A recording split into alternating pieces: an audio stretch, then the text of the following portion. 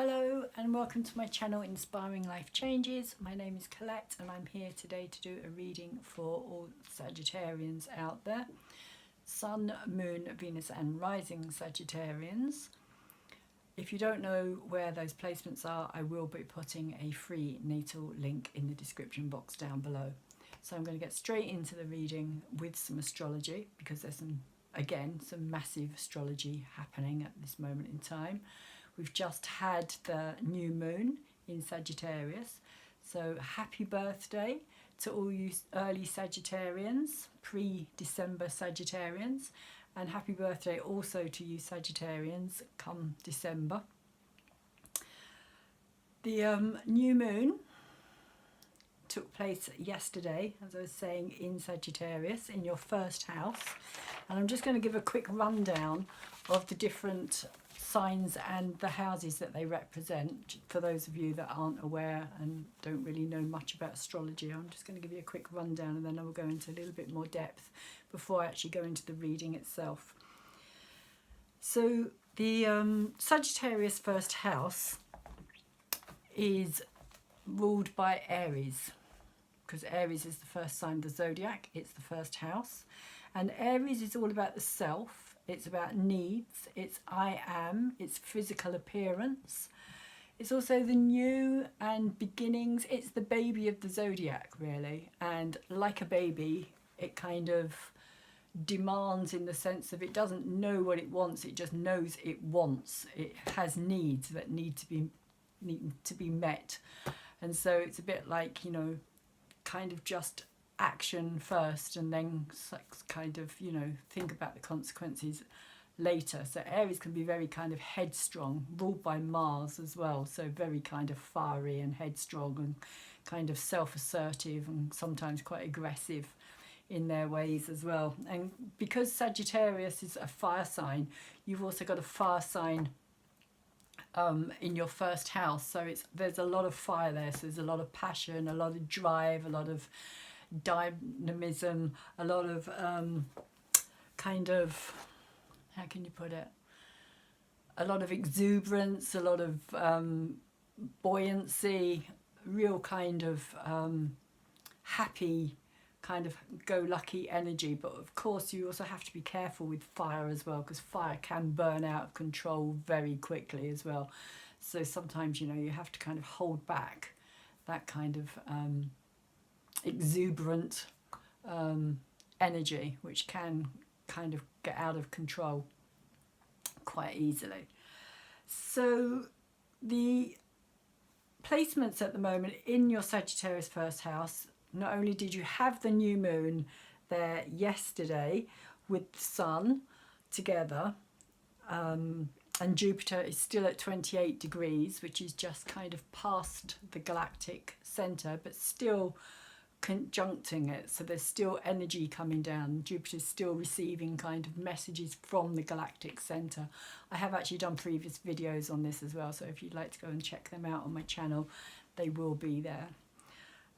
So it's kind of, Jupiter is expansive, it's the bigger picture, it's the vision, it's wanting freedom, it's wanting to go beyond its boundaries, it's a sense of adventure, it's the seeker, higher mind, higher knowledge. It wants to know more, it wants to see the details, it wants to search out the truth. It doesn't like unfairness, it's very kind of like champions the underdog, justice, faith in itself, and faith in believing in something bigger, a greater kind of picture for humanity as well. And that's all the kind of energies that are in play at the moment, with Jupiter still in the first house but just about to move into Capricorn on the 2nd of December, so it's not going to be there much longer. And talking of Capricorn, all the Capricorn stuff is going on. So in Capricorn at the moment, we now have Venus, which has just moved in. We have Saturn and Pluto that have been there for quite a long time now, years. And the South Node as well is still there. So there's a lot of kind of karmic issues taking place within your second house of Capricorn, and the second house is the ruler of Taurus, which of course is Venus related as well. So the second house is about your values, your wants, your finances, physical possessions, our environment, security. It's all the five senses. It's sensuality, it's opulence, it's all the good things of life. It's quality over quantity when it comes to the second house. Finances especially are quite a major thing. And so, Capricorn being the second house, the Capricorn energy is all about structure, the physical world, laws, time, governments, karma and restrictions. It's the very kind of physical. It's very similar to the second house, in fact. So again, you've got like two earth signs, Sagittarius. So it's all very kind of solid. It's all very kind of building. It's very physical. It's all very kind of making things manifest in the actual physical realm of the second house. And you have, like I said, you've got three planets there at the moment, and the South Node as well. So there's four kind of major aspects happening within Capricorn itself. And the next house that's got really anything of major going on in it is Pisces, which has just today turned retrograde, although, direct. It's been retrograde since June, and it has just stationed direct. But I reckon by the time I get this video out, it's probably going to be the next day. So it was on the 27th. So whenever you watch this, the 27th was when Neptune went stationary. And for you, it's taking place in the fourth house, and the fourth house is ruled by Cancer. So it's all about home, protection, mother, security, emotional needs, childhood. It's that real kind of sensitive and intuitive side. And Neptune is kind of very much at home in that environment because it is very kind of watery as well. So again, you are ruled with the Pisces energy. You're ruled by more water, or that house, should I say, is water and water again. So you have got Pisces with the fourth house. So you've got a mixture of Pisces and Cancerian energy happening there. So it's all very kind of flowing in the sense that there's no real conflict happening there. Pisces is very comfortable within that environment of Cancerian, although it can be quite delusional as well, Pisces. The next house that you've got anything in is Aries, which is the fifth house, and you've got Chiron sitting in the fifth house at the moment. And Chiron has just more or less gone right back to the very beginning of the zodiac, the kind of 0 point of the zodiac. Chiron's sitting at 1 degree and 32 minutes retrograde. And the fifth house is all about the it's all about self-identity. It's about our ego, where we find our pleasure, how we have fun, how we allow ourselves to have fun. It's also to do with our courage. It's ruled by the sun, so it's also kind of the courage and the lion, courage of the lion, the symbolic sun. A lot of Leos tend to be leaders. They don't tend to like to follow. They're much more kind of out there. They like to be in the spotlight. They like to be the centre of attention. So the Aries energy is the self. Again, it's the self and, the needs, the baby energy, the beginning. So it's interesting that Chiron in Aries for yourselves has gone back to the beginning. So it's almost like your identity is being reformed and reborn. shall we say. And again, it's fire and fire, Aries and Leo, both fire energies. So again, they're both, it's a very comfortable energy in the sense of Aries and fire, and the fifth house of Sun and Leo kind of get on very well as well, because Aries is ruled by Mars, and that's all very kind of like, you know, dynamic and pushing forward and trying to make things happen, which is very Leo orientated as well. And in the sixth house, the Taurus house, you have Uranus at the moment at 03 degrees retrograde, and the Taurus house is the sixth house, which is ruled by Virgo. And so Virgo is all about your kind of logical mind, it's an analytical mind, it's our it's precision, it's very kind of, yeah, it's very precise, it's very orderly, it's very matter of fact, it likes details, it likes to have plans worked out, it's very perfectionist. And so it kind of works with the Taurus, kind of the Taurus second house, if you like, of kind of money and wants and values and needs. They kind of again work quite well hand in hand, because Virgo would like, you know, it likes the details, it likes to know that everything kind of has been checked over and all the I's have been dotted and the T's have been crossed, and that's a perfect kind of thing that Virgo's earth and earth sign, again, it's kind of, you know, that very physical realm of kind of making things become a reality, if you like. And Taurus again about the senses. Virgo is to do with kind of the harvest, it's also to do with work, it's service to others, and it's seen as kind of I suppose the Virgin in many ways, the Virgo kind of pure kind of energy to do with Virgo as well. It's kind of very, how can you put it, very, it's got this kind of fussy energy about it. It's very particular, Virgo, very particular. It likes to know what's what.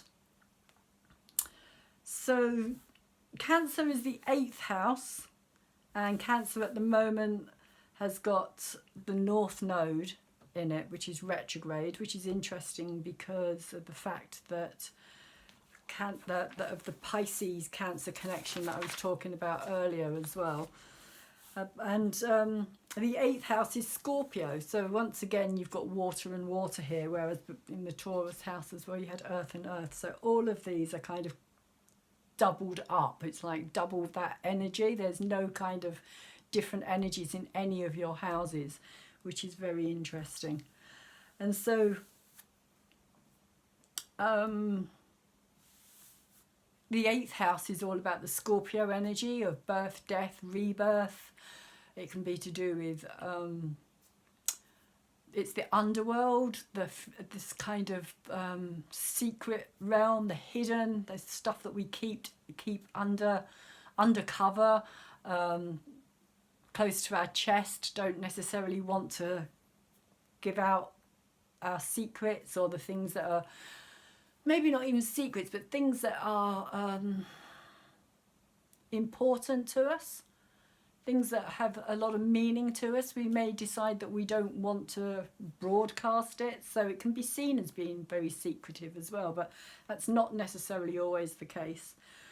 But it can also have play a part in toxic relationships as well, because it has a very big part to play in the whole sexual field, the whole sexual realm. Scorpio rules the genitals, so it is kind of driven with this passion and this desire, which isn't always healthy. Scandals, as well as the deeper hidden realm, but it can also be, Scorpio can also be the kind of eagle, and in its higher form it can be the phoenix as well, that rises from the ashes when everything kind of has become, or seems to have become, destroyed and kind of there's nothing left. It's the point where Scorpios, if you like, rise up as the phoenix and don't allow themselves to kind of be defeated, shall we say. There's a kind of a rebirthing process that happens with Scorpios kind of over and over again throughout their lives. And so at the moment you have you have the North Node there, which is the house of Cancer, and the North Node is all about where we're trying to get to at the moment. It's the home, again, the security, the mother, the kind of childhood. It's our memories and our kind of yearning, if you like, for something that's safer, a kind of remembrance, a nostalgia. Now, it's very nostalgic and quite a sentimental energy, Cancerians as well. Very sensitive, very intuitive. And in your 12th house at the moment, Scorpio is sitting there. Oh, sorry, 12th house is Scorpio, and sitting there in Scorpio, you've got both Mars and Mercury. And they are in the 12th house of all the Piscean stuff of surrendering and sacrifice, dreams and illusions. It's the deeper realm in the sense of the kind of things that aren't necessarily so physical. I would say more metaphysical. It's really kind of the metaphysical realm, Pisces. It's the kind of, ideas beyond the normal in that sense. The dream realm, the psychic realm, the things that come through on a different level of understanding. And that's very much in the realm of the Scorpio energy, which we were just talking about then, of kind of death, birth, rebirth, the underworld. So that's where you've got Mars and Mercury. And so to kind of give you an oval picture of that, what I have written down here is that Jupiter is 28 degrees at the moment in Sagittarius, and it's just trined over to Uranus, which is in the 2nd house. And so all the Jupiter stuff that's happening in the 1st house or Jupiter in the 1st house, which of course is still connecting or conjuncting with the galactic center. So it's still got that kind of higher mind and higher energy. It's really kind of gone through this transformation. It's like Jupiter is starting its new journey, and it is all about new beginnings as well, because Aries is the 1st house and Aries is all about new beginnings. Uranus is all about change. So there could be some change, and also there could be some kind of financial gifts as well. There could be financial change or gifts that don't necessarily have to be financial, but because they're in the 2nd house, they will be kind of a physical, have a very physical feeling about them. There'll be a kind of gifts that are unexpected,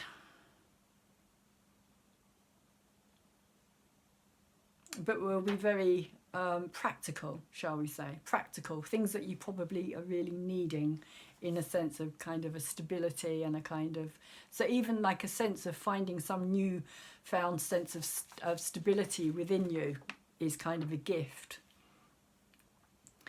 So, and the new moon in the galactic center, trining Uranus. Both Uranus and Jupiter are benefics as well, and they're big planets and big energy. So big change, big financial change. And this is kind of leading into the Saturn Capricorn stuff as well, which is sextile Neptune, which has just turned stationary.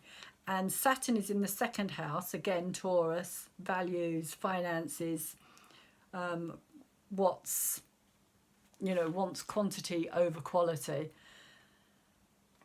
And so Saturn in Capricorn is kind of saying, let's build it, let's make it real, let's bring it into the physical, because of the 2nd house as well, which is very physical orientated, and Taurus kind of is the builder too, the two of them together. But Capricorn is kind of saying how do we do that? And the new moon that's just happening in Jupiter is kind of saying, like, just believe in it, feel it and create it. You know, you don't have to have all the resources there immediately. This is something that needs to be done on another level. Also because it's sextile of Neptune as well. So it's kind of bringing the dream. Pisces, Neptune is bringing that dream into place. The idea for what it is that you're going to create. And it could well be around the home, something to do with the home, maybe even your dream home, kind of creating your dream home and building towards that dream home. But it's to do with security, and there's an emotional, a real kind of emotional energy around this as well, that the more kind of magical and manifestation and belief that you can put into this, and it's being supported by the higher energies as well. So it's kind of something that's coming from another realm, something that's kind of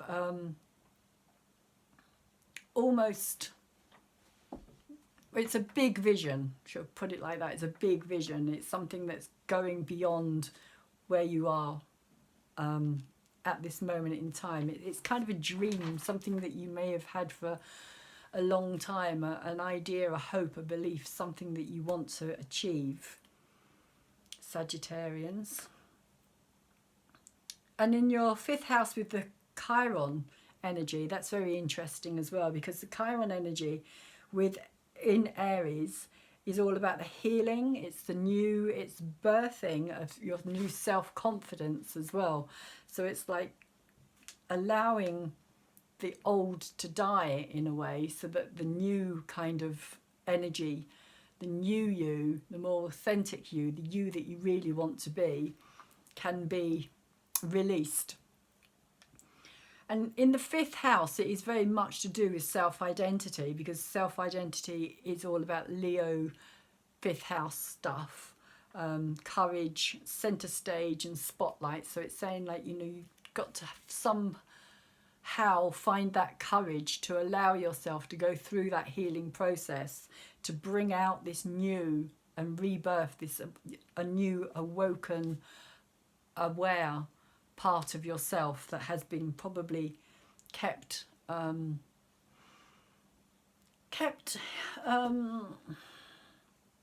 wouldn't say hidden, I don't want to use the word hidden, but kept subdued, not allowed to kind of really express that side of yourself. But with Chiron trining the sun, again, the ruler of Leo, 5th house, self-identity, it's like it's a really good time for you to start that process of redefining who you are as an individual. Chiron is also, at this moment in time, square to Venus as well. So there can be aspects still going on here of self-disbelief and thinking it's not possible. And this could also be to do with the bigger dream as well, that you don't believe that you can have that you can't achieve it. Could be because you have beliefs that you don't deserve it as well, because it's to do with the past and childhood and the kind of home, family. Also, there could be resistance to it, restriction, money, how much is it going to cost? All those kind of things could be coming up. But Jupiter is trying to say to you with this new moon, look beyond those issues. Look beyond those and believe in the dream itself, and the rest of it will kind of fall into place. Jupiter is saying, dare I dare to dream big what seems impossible. That was the message that came through for me there. Dare I dare to dream big what seems impossible.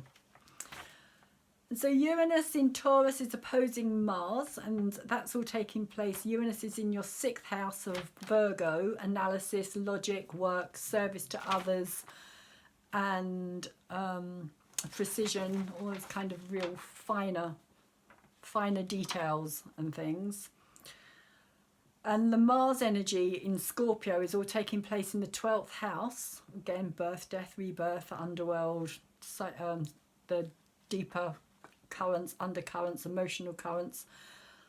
And Pisces seems to be playing quite a big, or the 12th house and Pisces energy with the Neptune energy seems to be the real big energy at the moment in your chart, Sagittarians.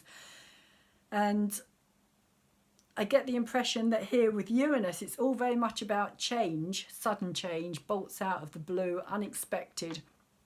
And because it's in your 6th house, this could also be to do with work and having to sacrifice something, having to let go of something in order for something else to come along. But Uranus in many ways is just going to make that happen, because I've got something changes suddenly, sudden logic, sudden, work related, very emotional. So there's going to be a lot of emotion behind this as well. And it's kind of logic versus the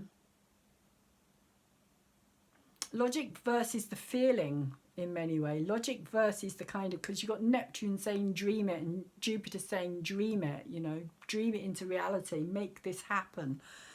And at the same time, you've got this kind of logical side of Mercury, kind of with, again in Scorpio, which is trining over to Neptune. So in the 12th house again. So there's a lot, that real big energy around you at the moment is Piscean. It's very Neptunian. So it's all very kind of nebulous as well. It's all very kind of mysterious and kind of very, you can't put your finger on it really. It's energy that's kind of, it's not tangible, it's not physical, it's not something that's real, but it's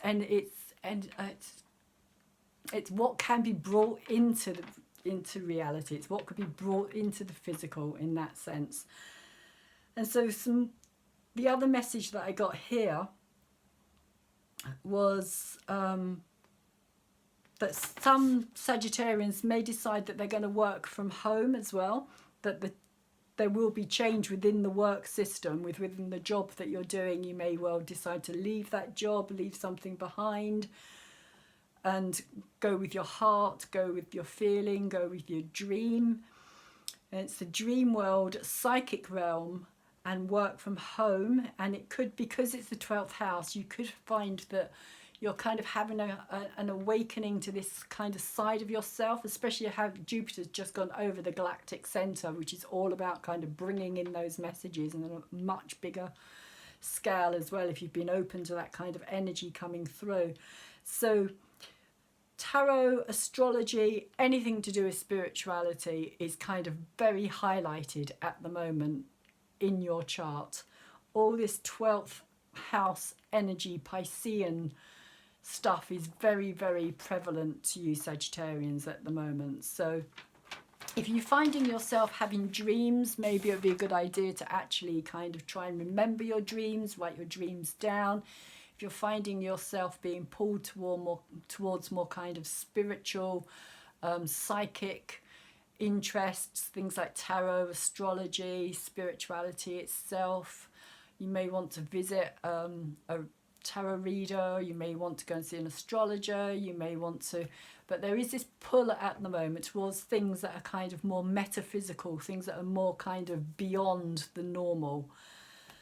So that is where I'm going to leave that reading for you with the astrology, and I'm going to move into your actual reading and see whether or not any of the astrology comes out within that reading or within this reading. So the first card that I pulled for you is one of the Namaste Blessing cards, which is how I like to start my readings off. Namaste Blessing cards by Tony Carmine Salerno. And this is the card that you got, Sagittarius. Quite dreamy kind of looking card, I think. And the message here is your blessed power. If you want to screenshot that before I read it. It says you are a field of endless possibility with unlimited power to create. every atom of you is full of abstract potential that could be moulded into any form. Any particle of you holds the blueprint of creation. You are a force of nature and a great blessing on this earth. And that is kind of, I would say, going along with the 12th house kind of energy stuff at the moment. You know, it's all kind of any part of you. It's all abstract potential. That's kind of really what it is at the moment. It's all kind of out there in this kind of nether region, but you're kind of becoming more aware, almost like your senses are picking it up on another level, like spider senses are kind of tingling, and you kind of literally are kind of connecting with things on a completely different level that maybe you haven't done before. Or maybe it's always been there, but you've kind of denied it or resisted it. But now it's coming through a lot stronger. And now you're kind of not quite so able to ignore it as well, with all this kind of Neptunian Piscean, especially with Neptune turning direct. It's almost like, you know, saying, come on, wake up now. Wake up. Time to wake up. So that's the energy. That's your blessing card. Namaste blessing card. And the first card from the actual reading is from the Mythic Tarot by Liz Green and Juliet Sherman Burke, is the Ten of Cups. Very heart of the reading. Beautiful card. Really beautiful card. This card says to me that this definitely is about a relationship. There's no doubt about it. This is a relationship. This is a couple who have found each other and they are deeply aware of the bond between them, the connection between them. And they're kind of aware that this is something that's also beyond this lifetime. That there's a deeper reason here. There's a kind of a real understanding. And this is at the heart of the reading, like I said. But interestingly, what came out over the top of this card here is these two cards. And they both came out reversed. And literally, to me, they are very much mirroring each other here. We have the Page of Cups, and he came out first. Page of Cups, he came out reversed. Earthy energy, practical energy, stability, but it is a page, so it's not a mature energy. It's not an energy that's reached its stage of wisdom and kind of not emotionally so much, but kind of secure within itself, I would say. And being reversed, definitely a kind of boyish. Doesn't have to be boy, this can also be girlish, but it's the energy, it's the kind of young energy. The actual card itself doesn't mean that it's, so she knows, doesn't mean that it has to be that gender. It's just the energy that it's come out. And so when I say boyish, it's kind of that, like, I tend to kind of think of it as being that immature, schoolboyish type of energy that when you're at school can be really irritating. And you just think, grow up. Just grow up. So that's the energy that's come out here. And I think in many ways, this is a reflection of this person here. If we're going to go with the male and female. And the reason I'm going to go with the male and female is purely because we have the Queen that's come out as well. And so the Queen kind of represents this kind of slightly more mature, but she also came out reversed. So it is very much, to me, like these two are mirroring each other completely, like I said, because if you look here, it's like he's looking at this peacock. I'll turn it up this way for now. He's looking at this peacock, and even his, like, you know, his coat here is a peacock tail. the feathers. So he's literally kind of being this peacock of kind of like, you know, look at me, look how amazing I am. But also, she has a very similar kind of energy. She's got the peacock here. So the peacock appears in both of these cards. And the peacock is very much the kind of, you know, the beauty and the kind of show and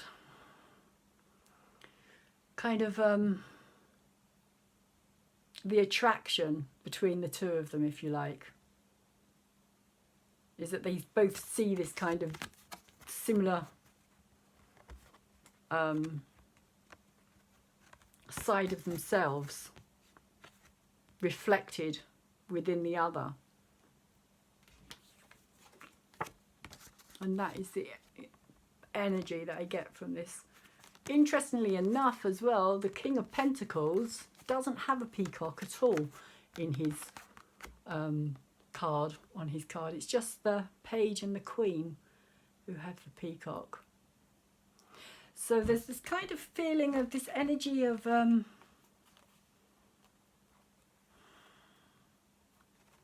almost like they were, yeah, again, like made for each other, that they mirror each other so well. Even down to their choices of, they admire each other as well. There's an admiration here, that where they really kind of admire each other. Also because, again, they kind of see each other in each other, but they don't necessarily recognize that either.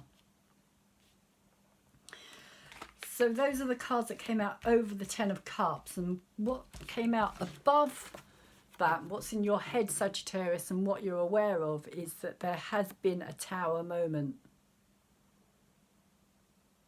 So something happened with this couple here, this kind of perfect relationship, or what seemed like a perfect relationship, what appeared on the surface to be a relationship that had, where they'd found who they were looking for, their soulmate.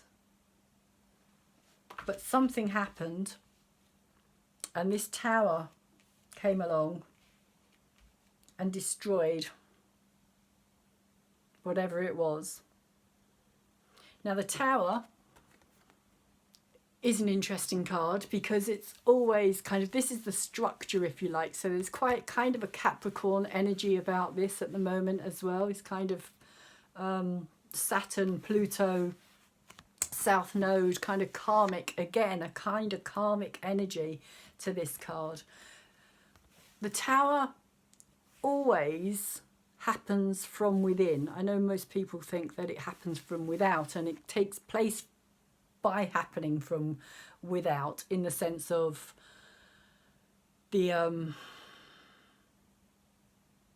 experience you go through is something that happens that is out of your control. It's like you have no control of it. There's nothing you can do, and everything literally that you thought was your structure and your kind of support system, everything is kind of swept away.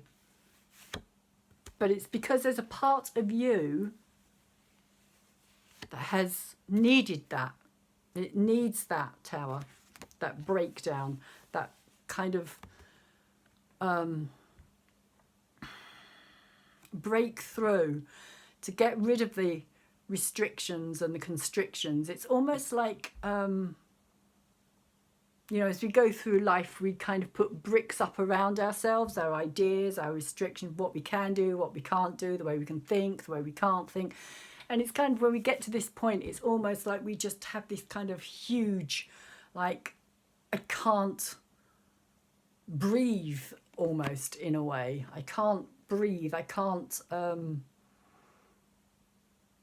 can no longer stay restricted within this kind of tower, this self-imposed, self-built tower that you need to break free from. And coming out upside down, I would say that at some level,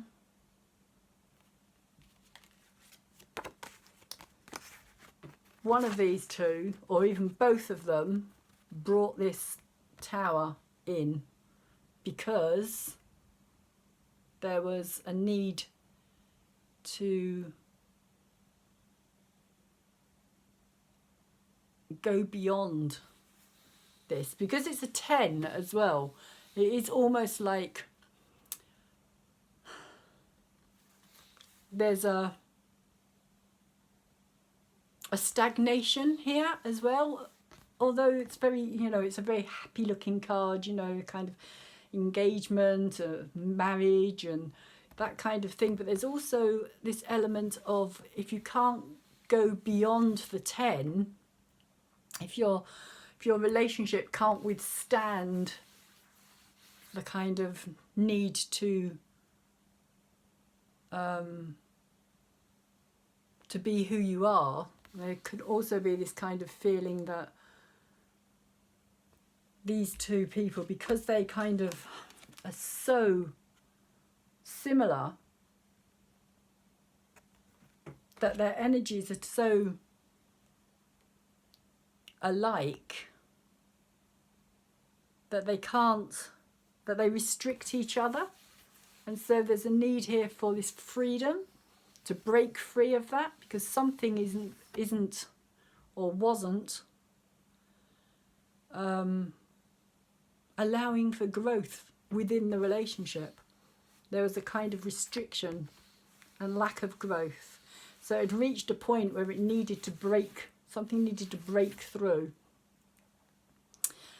And I get the feeling that when that happened,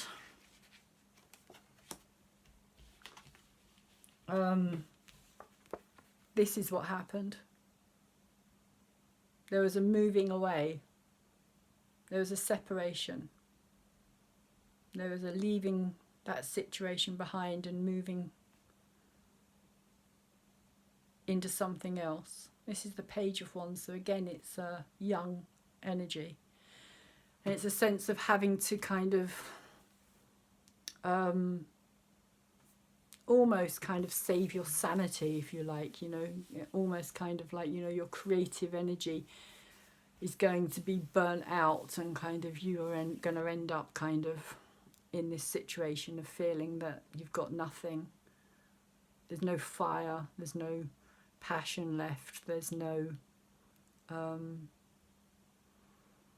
desire for life, for, you know, for kind of that drive, that kind of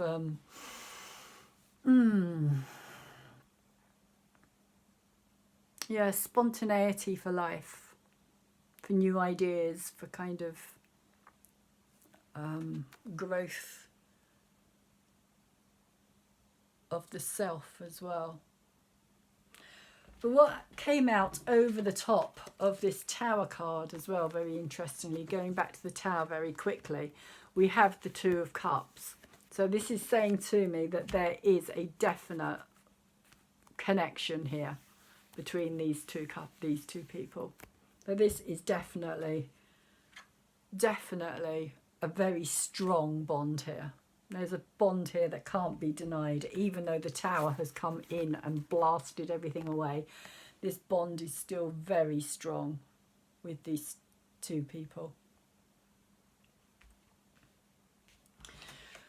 But, or because the bond is so strong,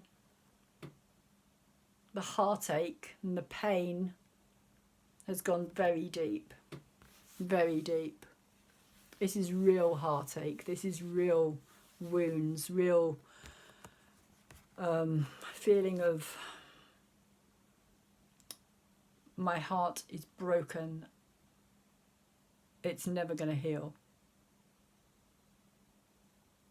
And it was broken by the person that I trusted, the person who I really loved, the person who I thought would never do that to me.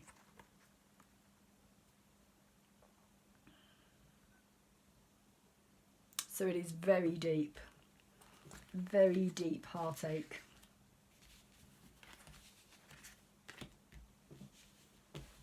And what came out over the top of the Page of Wands is the Ace of Wands. So this is about finding a new beginning. The Page is moving away to find something new, creative within himself again, or herself, whoever it was that left this situation, moved away from the relationship. But at the same time, the Ace is also saying that there is still some passion here. There's still some desire here.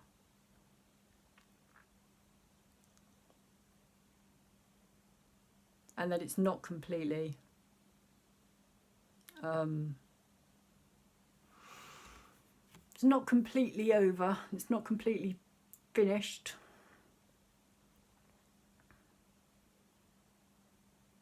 But it does need, because it's an Ace, there is this need to kind of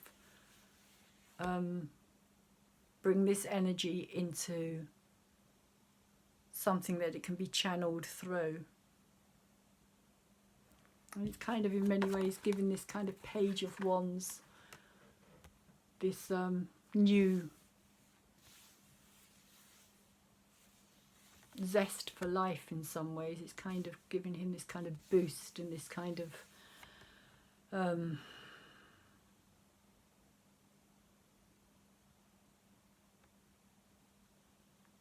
support. I feel in some ways it's kind of like almost like it's buoying him up somehow and kind of holding that energy in place. This little young immature energy here, which I feel is also this energy here. Same energy.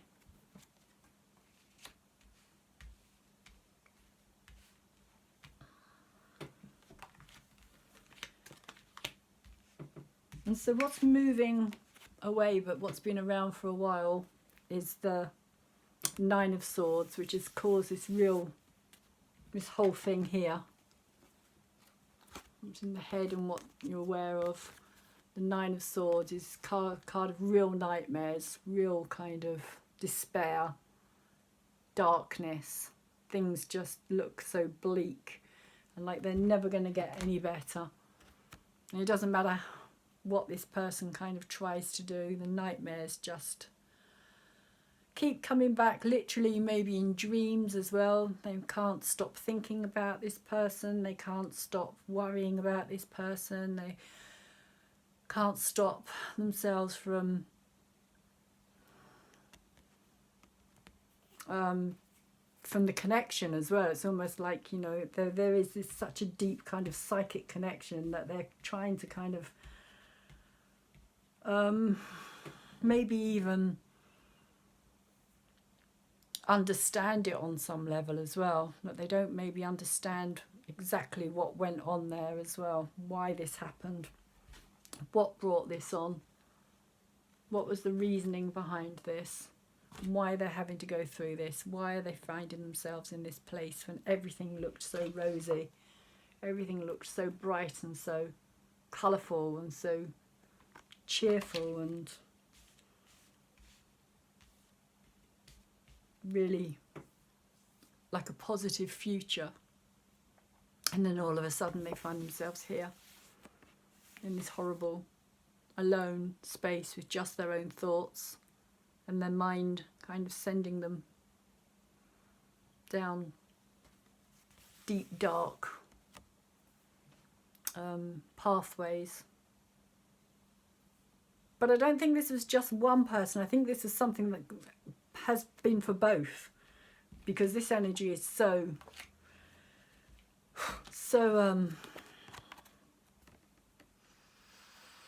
connected, just so connected, that I think they both feel it. Even when they're not together, they both feel the same and experience very similar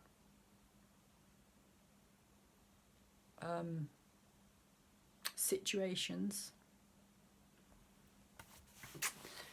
And the card that came out over the top of this is this real despair. The Five of Cups. Yeah, Five of Cups. A real sense of despair. A real sense of nothing's ever going to work out again.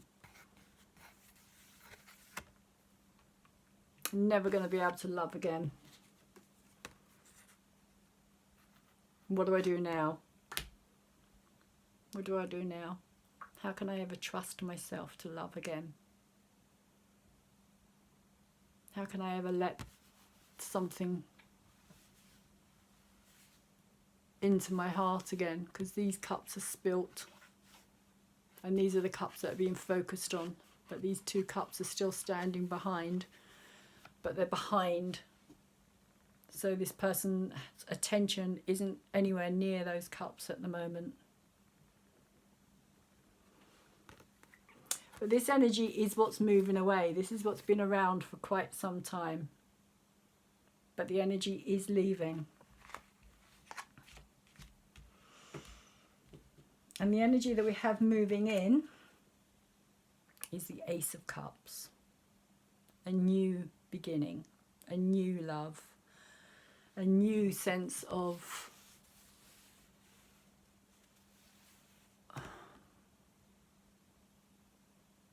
just this really kind of new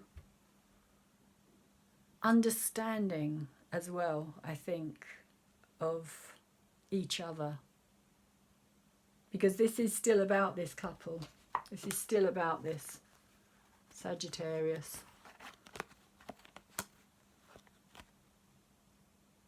This is still... And I seem to remember last reading I gave for Sagittarius was very kind of similar as well, about somebody coming back. A fated love, I believe it was. So here it is, coming in.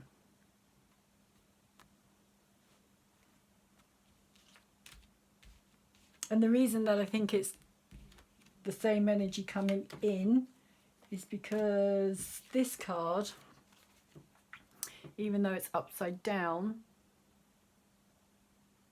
is the card of nostalgia, the Six of Cups. Card of nostalgia. So there is still this kind of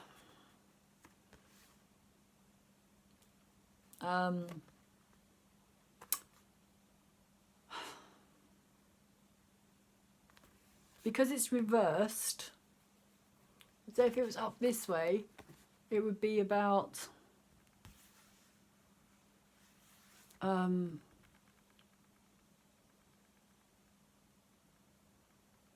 possibly find like new love, a sense of new love that maybe even had a feeling of the previous relationship, shall we say, somebody who may have similar energies, but because it's upside down, I'd say that this is still about the same energy, but there's still this kind of, I wouldn't say mistrust as such, but it's almost a caution. There's a caution here that there needs to be, this needs to be built on. This energy here needs to be built on. The Six of Cups needs to be, I suppose the trust in many ways needs to be earned. Maybe even learnt. Learning to trust each other again. Learning to believe. Because this card is about history. Nostalgia. There is history here between these energies. Ace of Cups and the Six of Cups.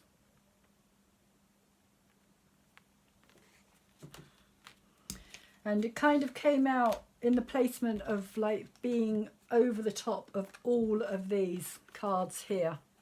I'm going to try and put them all together so you get some kind of understanding of what I'm trying to say here, which is tricky when you've got so many cards. But all of these cards here, this card here kind of joined them all together, even though it was upside down. So it is saying to me that there is this kind of connection that's still here. That this person or these two people here have not moved beyond each other. There's still this kind of recognition.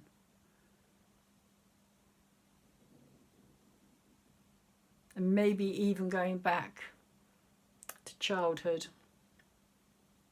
But they are very similar in their energies and in their... They share. There's a lot here that these two people share about their past.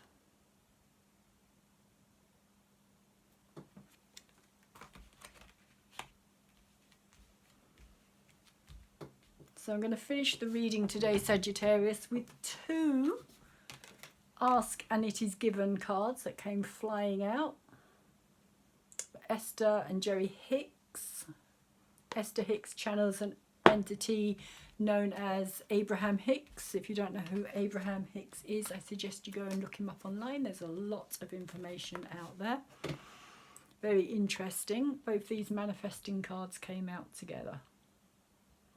And again, they kind of really connect together. Not necessarily picture-wise, although if you put them that way, there's a possibility, but they came out that way. So I'm going to read this one first. Oh, sorry. Yes, this one first. Every subject is two subjects, wanted and not wanted. And so again, we have the duality here. The duality seems to be a theme of this reading at the moment. The duality, the two. So what it's saying is every subject is really two subjects. There is that which you desire and the lack of it. Often, even when you believe you are thinking about something that you desire, you are actually thinking about the exact opposite of what you desire. So what it's saying is that literally when we think we are focusing our attention on what it is that we are wanting, most of the time we're focusing on the lack of what we're wanting. We're focusing on the fact that it's not there and thinking that we're being positive about it, when actually it's the focusing on the fact that it's not in our existence. It's not in our environment. And this is quite interesting in the sense of it looks like one thing when actually it's something completely different under the surface. Here he looks like he's kind of on a green hill, but the green hill kind of looks like this big, dangerous eating fish, something that could swallow him up. So the second card that came out is Why Is It Taking Me So Long? Why is it taking me so long? Which kind of fits really nicely with this, and it says the only reason you have not already received what you desire is because you are holding yourself in vibrational pattern that does not match the vibration of your desire. So that is literally what these two cards are saying here, is that the focusing on the opposite of what it is that you want is still bringing you what you don't want.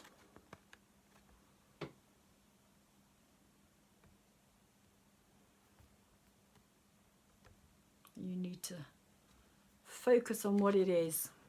I'll just hold that up so if you want to screenshot that for later. And this one.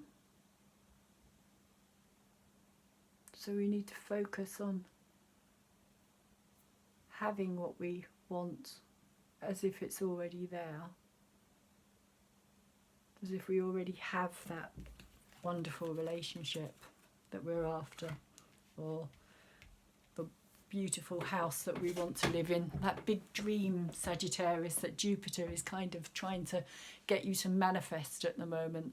The way for you to manifest it, and the way that Neptune and Pisces are kind of trying to get you to dream it into existence, shall we say. And so that, I think that's really the message here for you, Sagittarius, is to kind of dream it into reality by imagining it, focusing your attention on it, rather than focusing on the fact that you don't have it yet. So that is where I'm going to leave this reading. I hope that you've enjoyed it. My email, if anybody's interested in having a private personal reading for me, will be in the description box down below. My PayPal link is also up, so if anybody would like to give me a donation, it would be greatly received. Please, please, please subscribe to my channel.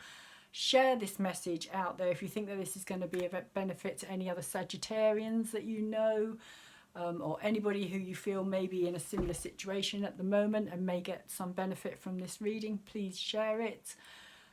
Tap the bell so you can receive future readings when I put them out there, as I will be putting them out regularly. And like it up for me so that it gets out to a wider audience as well, please. And lastly, there's one more thing. Try and remember what it was. Oh yeah, the prenatal chart, as I said earlier, will be in the description box down below. So if you want to check out your other placements, your moon, Venus and ascendant, if this reading doesn't resonate with you, because it is a general reading, you might want to go and check out those readings as well. I have put up other videos recently about what's been happening. We just had the new moon as well, so there's a new moon, Sagittarius, galactic center, Venus conjunction, as well as the 1111 portal, which still is kind of resonating. And just in general, you might find something of interest in any of those readings. So thank you once again for being here. For anyone who's subscribed to me, thank you very much, and hopefully I will see you back again sometime soon. Take care.